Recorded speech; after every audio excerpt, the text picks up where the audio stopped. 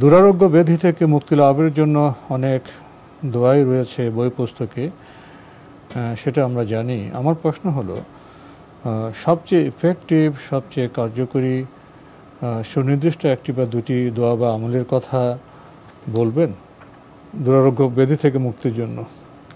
দুরারোগ্য ব্যাধি থেকে মুক্তির জন্য সবচেয়ে ইফেক্টিভ আমল হচ্ছে একটাই, সেটা হলো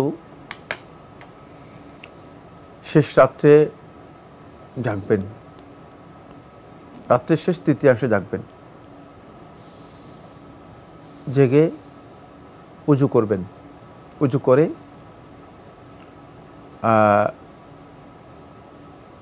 লা ইলাহা ইল্লাল্লাহ ওয়াহদাহু লা শারীকা লাহু লাহুল মুলকু ওয়া লাহুল হামদু ওয়া হুয়া আলা কুল্লি শাইইন কাদির। এখানে কিছু দোয়া আছে, যদি দোয়া জানেন তো জানেন, না জানলেও অসুবিধা নেই।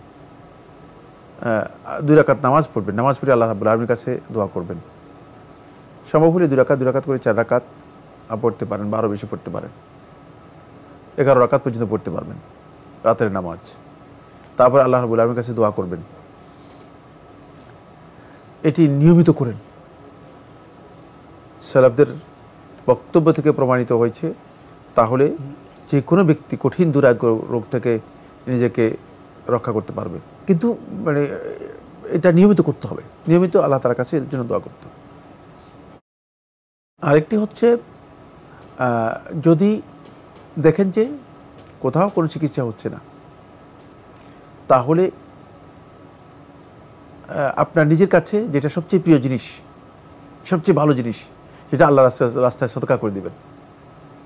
সম্ভব হলে একটা মানে সামর্থ্য কুলায় এ ধরনের একটা ছাগল অথবা দুম্বা অথবা গরু অথবা উট আল্লাহ রাস্তায় জবে করে মানুষদের মধ্যে বিতরণ করে দিবেন এবং সদকা করবেন, একাধিক সদকা করবেন। এটা নিজে খাবেন না? নিজে খাবেন না। আল্লাহ সুবহানাহু ওয়া তাআলা এই ব্যাধি থেকে আপনাকে অবশ্যই আল্লাহ রাব্বুল আলামিন মুক্ত করে দিবেন। কারো লিখেছেন, ভালো চাকুরি এবং ভালো বিয়ের জন্য কোন আমলটি সবচেয়ে ইফেক্টিভ বলে আপনি মনে করেন? দোয়া করেন বেশি বেশি করে আল্লাহ রাব্বুল আলামিনের কাছে। আমি মনে করে থাকি যে দোয়াটাই হচ্ছে সবচেয়ে গুরুত্বপূর্ণ। আমরা বোধ দোয়ার মর্মটা বুঝি না, দোয়াটা খুব সহজ মনে করি, টাকা পয়সা লাগানো, কষ্ট করতে হয় না। দোয়াটাই হচ্ছে এখানে সবচেয়ে গুরুত্বপূর্ণ আমল।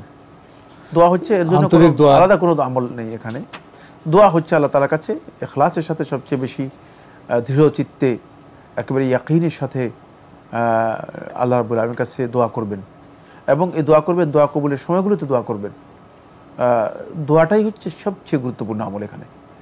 দোয়া হচ্ছে আল্লাহ তার কাছে সরাসরি চাইবেন যে আল্লাহ আমার এটা দরকার, আমার অভাব, এই সমস্যা, চাইতে কোনো ধরনের আপত্তি নেই, কোনো ধরনের লজ্জা নেই।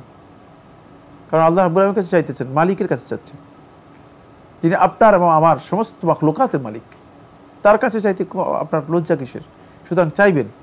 আর তিনি দেওয়ার এত বেশি ক্ষমতা রাখেন যে যেটা আপনি কল্পনাই করতে পারবেন না, আপনার কল্পনার মধ্যে যেটা আসবে না। তিনি সব কিছুই তার মালিকানায়, সুতরাং তিনি দিতে কোনো আপত্তি নেই। পৃথিবীর সমস্ত মানুষ যদি চান, তিনি হাদিসে কুদসির মধ্যে বলেছেন, সমস্ত মানুষ যদি আমার কাছে তাদের সমস্ত চাওয়া তুলে ধরে এক মুহূর্তে আমি যদি দিয়ে দিই, তাহলে আমার এই বিশাল রাজত্ব থেকে এই পরিমাণ, আঙ্গুলের ইশারা করে রাসূলুল্লাহ দেখিয়েছেন যে আঙ্গুলের এই পরিমাণও কমবে না, ইশারা করে রাসূলুল্লাহ সাল্লাল্লাহু আলাইহি ওয়াসাল্লাম দেখিয়েছেন। সুতরাং প্রশ্নই আসে না, চাইতে কোনো আপত্তি নেই। আর যত বেশি চাইবেন তত বেশি আল্লাহ সুবহানাহু ওয়া তাআলা সন্তুষ্ট হন।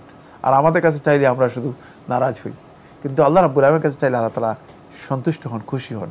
সুতরাং চান, চাইলেই পেয়ে যাবেন ইনশাআল্লাহ। আমরা জানলাম বিষয়টি সম্পর্কে। প্রিয় দর্শক, আরও একটি ইমেল পাঠিয়েছেন রুহুল আমিন, লিখেছেন উত্তরপাড্ডা থেকে। একজন তার স্ত্রীকে তালাক দিয়ে কাবিনের দাবি অনুযায়ী সকল কিছু পরিশোধ করে ওই মহিলা চলে যাওয়ার পর আর কোনো বিয়ে করেনি এবং যে তালাক দিয়েছে সেও বিয়ে করেনি।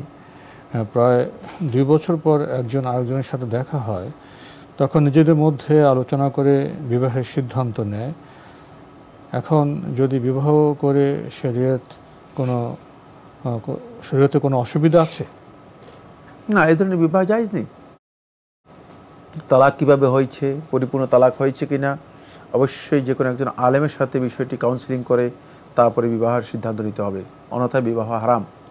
কারণ হতে পারে তার সাথে তালাক মোগাল্লাজা হয়ে গিয়েছে, পরিপূর্ণ তালাক হয়ে গিয়েছে, যে তালাকের পরে তার সাথে আর বিয়ে বৈধ হবে না যতক্ষণ পর্যন্ত সে হাত্তা তানকিহা যাওজান গায়রা, অন্যত্র বিয়ে যতক্ষণ পর্যন্ত তার হবে না।